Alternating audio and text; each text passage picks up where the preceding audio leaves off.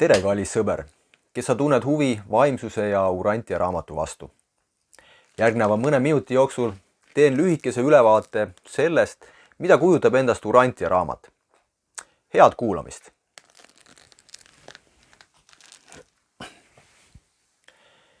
Urantia raamat on ligemale 2000 leheküljeline raamat, mida selle loojad nimetavad ka 5. epohhiliseks ilmutuseks.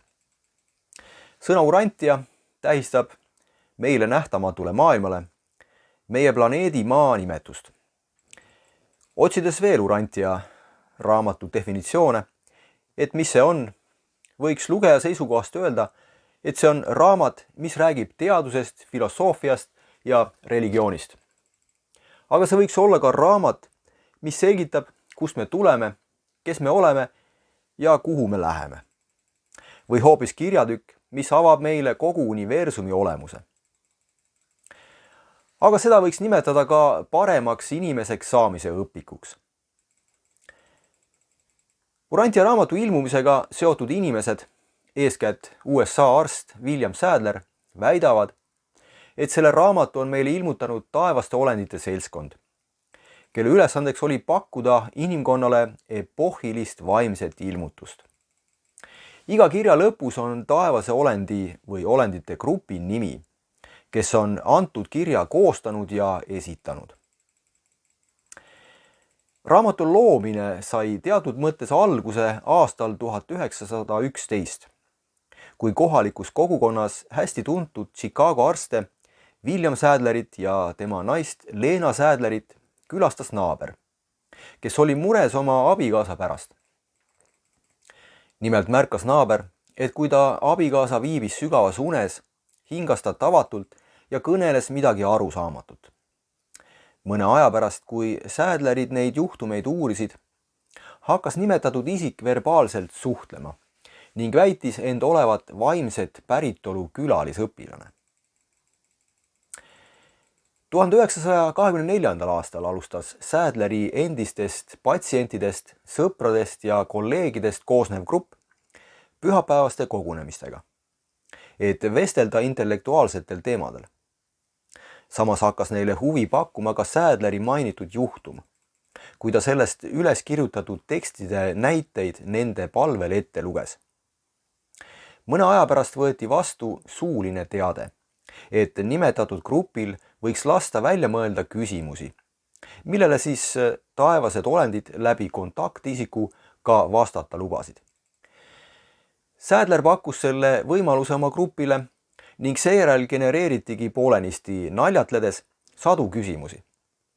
Nende endi sõnade järgi ilmusidki esitatud küsimustele vastused, kirjalikus vormis täiskirjutatud paberilehtedel.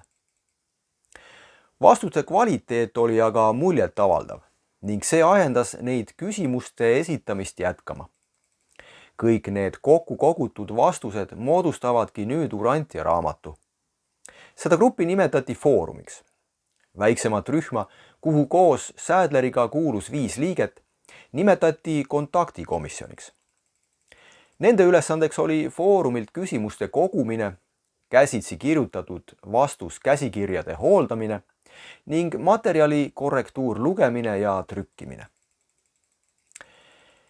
Sadlerid ja teised kaasatud, nüüdseks kõik siit ilmast lahkunud, väitsid, et raamatu kirjad materialiseeriti aastatel 1925 kuni 1935 sellisel moel, mis ei olnud mõistetav isegi neile.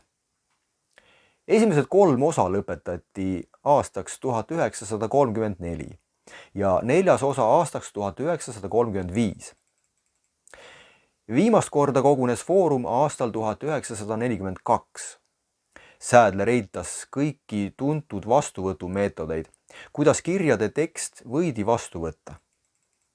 Raamatu trükkimiseks saadi vaimolenditelt luba aastal 1955, mil see siis ka esmakordselt ilmus. Tänaseks on Urantia raamat kas paberkandjal või elektroonselt ilmunud 25 keeles. Eestikeelne lõppversioon ilmus raamatuna oktoobris 2010. Raamat jaguneb eessõnaks ja 4 osaks. esimene osa räägib kesksest universumist ja superuniversumitest. Teine osa käsitleb kohalikku universumit. Kolmas osa Urantia ajalugu ja neljas osa Jeesuse elu ja õpetusi.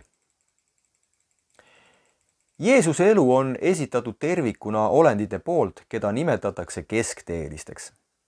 Need on meile praegu nähtamatud olendid, kes elasid ja elavad praegugi meie planeedil kõrvuti Jeesusega ning dokumenteerisid tema elu.